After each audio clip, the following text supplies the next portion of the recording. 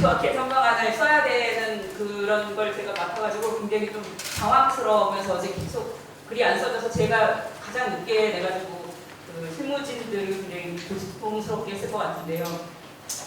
그 89년에 임대차 보호법이 개정될 때 1년에서 계약기간이 2년으로 늘어날 때는 사실 굉장히 많은 사람들이 피를 흘리고 죽음이 있었거든요. 세입자들이. 전세가 폭등하는 상황에서 많은 분들이 돌아가시고 그게 결국 이제 제도 개선으로 이루어졌다면 다행히 89년 이후 31년 만에 이루어진 이번 개정은 그런 그 중에 전혀 희생이 없진 않았지만 그래도 다행히 이러한 개정이 이루어진 것이 정말로 다행이라고 생각이 됩니다. 뭐 이런 생각을 갖고 있는데 이제 개선 방안과 한계를 막 찾으려니까 굉장히 힘들기는 했습니다. 네.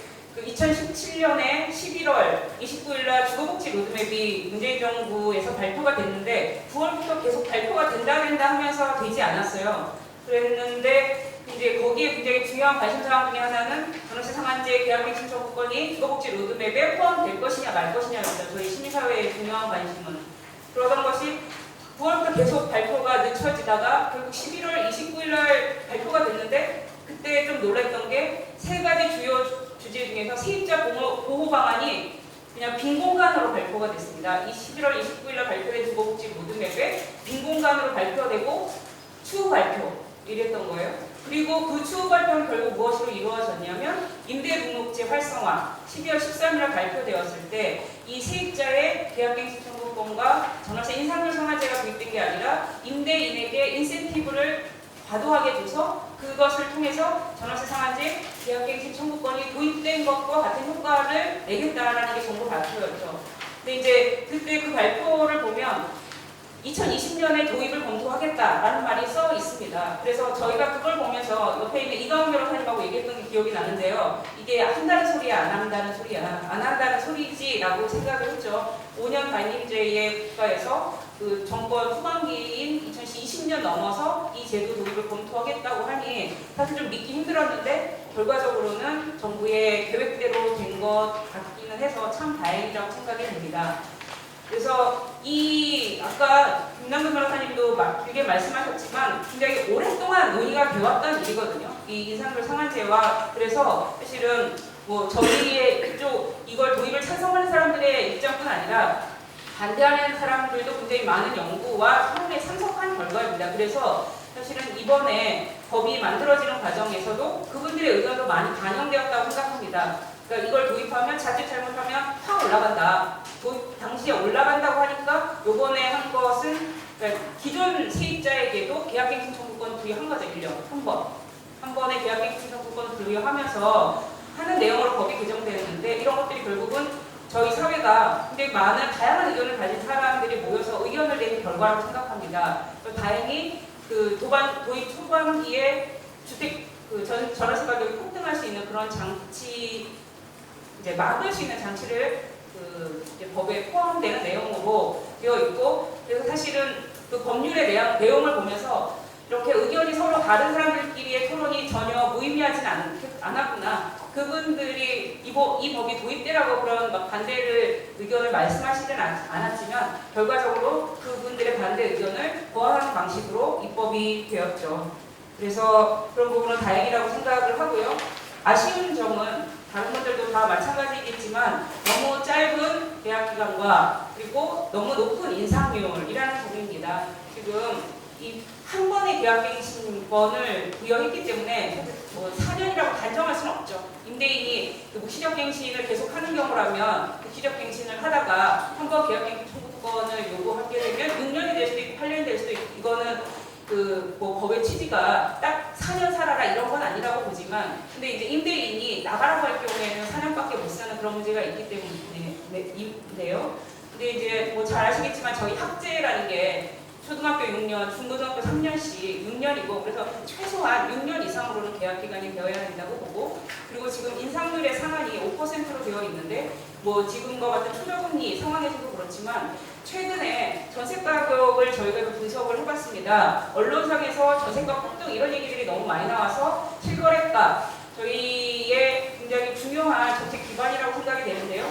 2011년부터 전월세 가격은 그 실거래가를 이제 의무화되어 있지는 않지만 그 나의 전세금을 보증금을 그 보장받기 위해서 확정이자라는 걸 하지 않습니까? 그 데이터들은 모여왔고 1000만 건이 넘는 데이터들이 쌓여 있습니다. 그래서 그 실거래가 가지고 분석을 한 결과인데 보면 지금 서울 수도권 모두 아파트 전체 주택 모두 5%가 넘는 경우가 거의 없었거든요. 연간 연평균으로 보면 지금 2019년에서 2020년 5월 사이에 저희가 5월까지 분석을 했는데요. 전월세가 이제 다소 상승하는 경향을 보입니다. 이건 아까도 계속 말씀드렸던 것처럼 주택 가격이 너무 상승한 걸 이제 반영하는 것일 텐데, 네, 최근에 전체적인 경향은 5%를 넘은 적이 거의 없었기 때문에 지금 5%라는 건 좀 과도한 측면이 있고요. 그리고 이 5%라는 걸 시도 조례를 통해서 제한할 수 있게 이제 법에서 그런 내용으로 만들었죠. 그 임대차 행정의 지방화라는 측면에서 굉장히 중요한 진전이라고 평가할 수 있을 것 같습니다. 그런데 그 임대차 행정의 지방화 관련해서는 하나가 더 있죠. 분쟁조정위원회가 있는데 분쟁조정위원회를 시도에 설치할 수도 있고, 그런데 이제 중앙정부의 임대차 행정을 담당할 한국감정원이나 LH의 분쟁조정위원회는 설치해야만 해요. 그래서 좀 거기에 상당히 좀 그 부분이 이상하다고 생각했습니다. 굉장히 여전히 중앙정부 중심이구나라고 생각을 했는데요. 분쟁조정위원회가 그 LH공사나 감정원이나 법률구조공단에는 설치를 해야만 하고 시도는 할 수가 있어서 임의 조항으로 만들어진 측면이 있어서 이 부분은 임대차 행정의 지방화라는 측면에서 좀 개선이 필요하다고 생각하고, 그리고 임대차 행정의 지방화가 공감되려면 인력과 조직, 예산이 필요하거든요. 이런 것들에 관해서 향후 충분히 고려되지 않으면 이 새로운 제도 도입으로 인한 혼란을 막을 수 없다 싶은 생각이 듭니다. 근데 그 임대차로 인해 분쟁이 생기고 문제가 생길 때 가장 먼저 가게 되는 건 공공인데 이거를 한국감정원이나 LH공사로 간다. 이거 좀 이상하게 뭔가 법이 만들어졌다는 생각은 분명히 들거든요. 그래서 그리고 더더군다나 세입자의 주거권을 보장할 의무 주체는 중앙정부, 지방정부, 기본적으로 정부들이잖아요. 그런 면에서 분쟁조정위원회와 관련된 그런 부분은 좀 개선이 필요하다라고 보여집니다. 그리고 원래 제가 아까 말씀드렸잖아요. 설마 2020년에 전월세 인상률 상한제 계약 청구까지 도입될까 상당히 의심했는데, 근데 도입될지도 모르겠다라는 생각을 한 계기가 있었는데요. 요번에 총선이었습니다. 4월 총선 더불어민주당 공약을 보면서 거기에 뭐가 포함되어 있었냐면요. 신규 계약에도 인상률 상한을 적용하겠다라는 내용이 포함되어 있었습니다. 굉장히 새로운 내용이었고 좀 깊이 고민한 내용이었거든요. 그러니까 신규 계약에도 인상률 상한이 도입되면 굉장히 많은 문제들이 없어지는 거예요. 지금 저희가 뭐 4년이라고 얘기를 했지만 4년 있다가도 5%밖에 새로운 세입자랑 계약을 할 때 5%밖에 인상을 못한다면 굳이 지금 세입자를 나가라고 할 필요가 없는 거죠. 그런 측면에서 공약에 그게 들어가 있으면서 이게 할 수도 있겠다라는 생각이 사실 저는 들기는 했습니다. 그런데 요번에 이제 법률을 개정하면서는 신규 계약에 관해서 어떻게 할지에 관해서 사실은 장기 과제로 밀어놨거든요. 이 부분이 공약에 내세웠던 대로 바로 도입이 될 것이 필요하고, 그리고 월세의 전환의 가속화라는 문제 관련해서 굉장히 좀 시끄러운 것 같은데요. 이 부분은 그렇게 간단히 볼 문제는 아니라고 생각이 듭니다. 왜냐하면 전세라는 게 주거 사다리 기능도 하고요. 매로 가는. 그리고 또 하나는 저희가 이제 주거복지 쪽에 관심 있는 사람들을 보면 가장 가난한 사람들이 한 3천만 원, 4천만 원 전세로 월세 내지 않고 살 수 있는 굉장히 최후의 보루이기도 하거든요.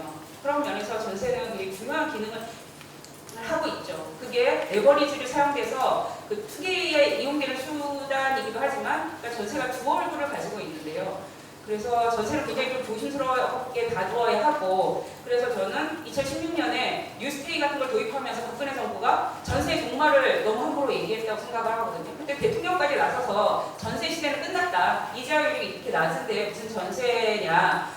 뉴스테이 같은 월세 살아라 라고 하는 말을 법 없이 박근혜 정부가 했고, 이렇게 전세가 월세로 전환되는 것에 관해서 미정당이 아무 문제의식을 갖지 않을 때에 이런 실패를 다시 되풀이하지 않기 위해서 좀 그 부분을 들여다봤으면 좋겠습니다. 전세에서 월세로 전환될 때 조건을 좀 봐야 된다는 거죠. 그게 이제 전월세 전환율이라는 것인데 지금 어제 이제 자료를 막 찾다 보니까 현재 이게 4%로 되어 있어요. 4%가 뭐냐면 기준금리, 한국은행의 기준금리가 0.5%인데 시행령에 정해져 있는 게 더하기 3.5인 거예요.